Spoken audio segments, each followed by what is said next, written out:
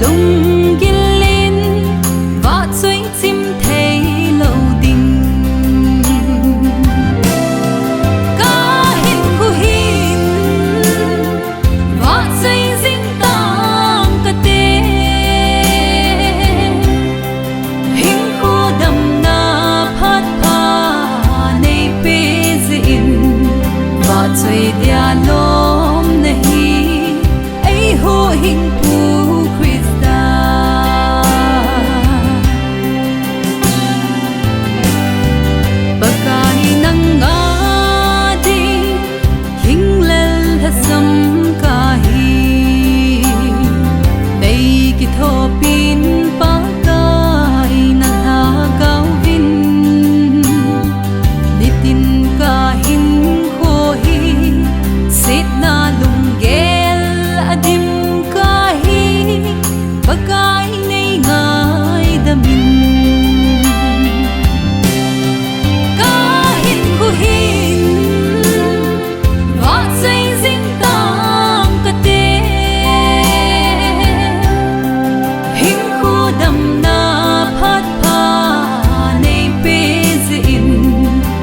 chuai dia lom nahi